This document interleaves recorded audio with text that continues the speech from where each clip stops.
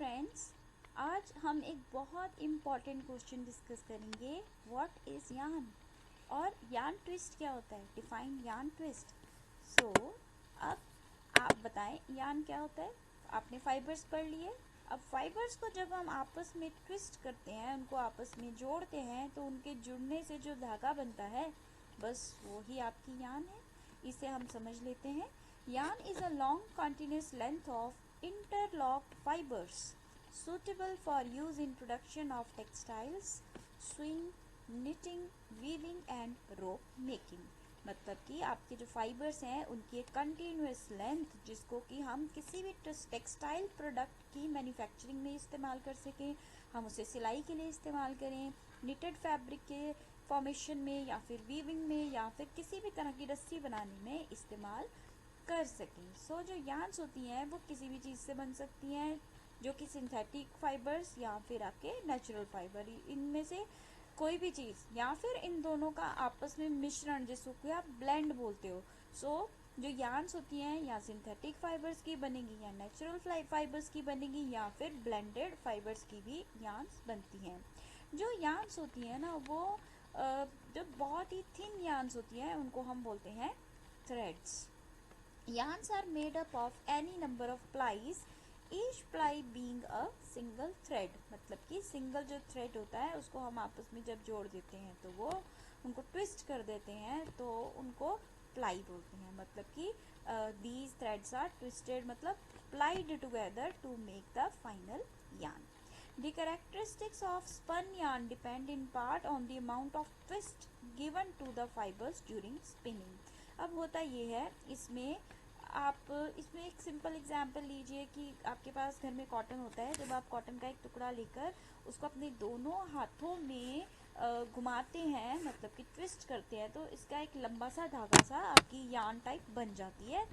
तो उसको हम बोलते हैं ट्विस्टिंग, मतलब कि मोड़ देना। ट्विस्ट मतलब मोड़ना।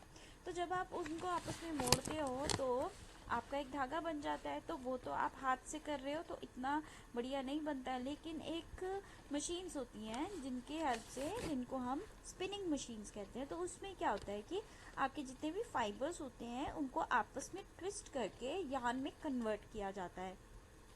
जब ट्विस्टिंग होती है और यार्न बनती है, तो कुछ यार्न ऐसे होते हैं जिनमें ट्विस्ट जो है ज़्यादा दिया जाता है और कुछ यार्न होते हैं जिनमें ट्विस्ट काफ़ी ज़्यादा दिया जाता है। तो कोई भी यार्न कैसी दिखने वाली है या उसमें कितने डिग्री की स्ट्रेंथ रहेगी, वो सॉफ्ट होगी, हार्ड हो जाएगी, लक्ष्यस बनेगी, उससे किस तरह का कपड़ा बनेगा, ये सब चीज़ें जो हैं बहुत ज़्यादा आपके ट्विस्ट पे डिपेंड करती हैं। अब आप इसको एक ध्यान से देखिए कि आपका एक जॉर्जेट का कपड़ा होता है। जब आप उसको अपने हाथ में लेते हैं तो आपको ऐसी फीलिंग आती है जैसे आप सूजी के ऊपर हाथ चला रहे हो, या फिर एक क्रिंकल साउंड आता है।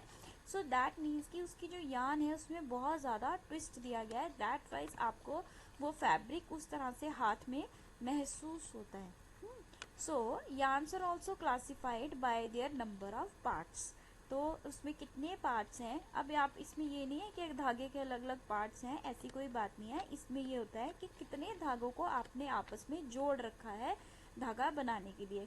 फॉर एग्जाम्पल, एक सिंपल धागा आपके पास है जिसको हम यार्न कहते हैं। अगर आप 2 धागों को या 3 धागों को या 4 धागों को आपस में एक साथ जोड़ लेते हैं, ट्विस्ट कर लेते हैं, तो उसको हम बोलते हैं ply. So, ply yarns are made by twisting 2 or more single yarns। और अगर हम जो प्लाई बनाई है उसको आपस में ट्विस्ट करते हैं, चाहे 2 प्लाई को, चाहे 3 प्लाई को, चाहे 4 प्लाई को, तो उससे हमारी बनती है कॉर्ड्स। तो सबसे पहले हम कहेंगे कि एक सिंगल यार्न होती है। सिंगल यार्न को अगर 2, 3, 4 सिंगल यार्न्स को जब आप आपस में ट्विस्ट करते हैं तो उससे हमारी बनती है प्लाई यार्न। और प्लाई यार्न्स को जब आपस में ट्विस्ट किया जाता है तो उनके जुड़ने से जो यार्न बनती है उसे हम बोलते हैं कॉर्ड यार्न। तो ये देखिए इस स्लाइड में इसमें ट्विस्ट दिखा रखा है। तो आप जब ट्विस्ट करते हैं तो वो Z में भी ट्विस्ट हो सकता है और S डायरेक्शन में भी ट्विस्ट हो सकता है। तो ट्विस्ट के क्यों ज़रूरी है, क्योंकि जो ट्विस्ट होता है उससे ये पता चलता है कि कपड़े की लुक में थोड़ा सा डिफरेंस आ जाता है कि S ट्विस्ट के कपड़े लिए हैं या Z ट्विस्ट से कपड़ा बना है। अगर आप S और Z ट्विस्ट के यार्न्स को कंबाइन करके कुछ बनाते हो तो उस कपड़े के ऊपर डिफरेंट तरह की लुक आती है। So here you can see in this picture कि किस तरह से एस ट्विस्ट होती है या फिर जेड ट्विस्ट दी जाती है। यार्न ट्विस्ट एक बहुत ही इम्पॉर्टेंट फैक्टर होता है कंज्यूमर गुड्स की फिनिश्ड लुक के लिए। So it determines the appearance as well as the durability and serviceability of the fabric. तो कोई भी फैब्रिक आपको कितनी सर्विस दे रहा है या कितना ड्यूरेबल है, कितनी देर तक चलता है, ये भी यार्न की ट्विस्ट के ऊपर डिपेंड करता है। जो फाइन यार्न्स होती हैं उसमें ज़्यादा ट्विस्ट की ज़रूरत होती है, लेकिन जो मोटी यार्न्स होती हैं या कोर्स यार्न्स होती हैं उसमें हम ट्विस्ट कम देते हैं। सो वॉर्प यार्न्स जो होती हैं जिनको हम लेंथ वाइज डायरेक्शन में यूज़ करते हैं ड्यूरिंग द वीविंग प्रोसेस, तो उनमें जो है ज़्यादा ट्विस्ट दिया जाता है। क्यों? क्योंकि वो हमें उनको ज़्यादा स्ट्रॉन्ग बनाना होता है देन द फिलिंग यार्न्स। क्योंकि आप देखिए बार बार जो आपकी वॉर्प यार्न्स होती हैं उनमें से आपकी जो स्पिंडल है वो बार बार उसमें से पास होता है टू मेक द फैब्रिक, उसमें से फिलिंग यार्न्स जाती हैं। दैट्स वाई उसके टूटने का बहुत डर रहता है, तो इसलिए उनको हमेशा बहुत स्ट्रॉन्ग बनाया जाता है। और इस ट्विस्ट को रिटेन करने के लिए अगर आप देखिए, अगर बहुत ज़्यादा आप ट्विस्ट डाल देते हैं किसी चीज़ में तो वो अपने आप में ही गोल होना शुरू कर देती है, और इसको हम बोलते हैं kink.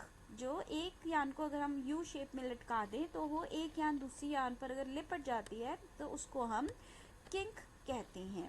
So direction of the twist जो होता है उसको अगर आप अपने धागे को सीधा पकड़ेंगे, मतलब वर्टिकल डायरेक्शन में पकड़ेंगे, तो आप जान जाएंगे कि वो लेफ़्ट साइड से राइट साइड की तरफ नीचे आ रहा है तो वो एस ट्विस्ट है, और अगर लेफ़्ट साइड नीचे है और राइट साइड ऊपर है तो वो आपका जेड ट्विस्ट है। में पढ़ा, ये टॉपिक आपको अच्छे से समझ आ गया होगा। अगर आपको ये ट्यूटोरियल पसंद आए तो इसको लाइक एंड शेयर ज़रूर कीजिएगा। Thank you.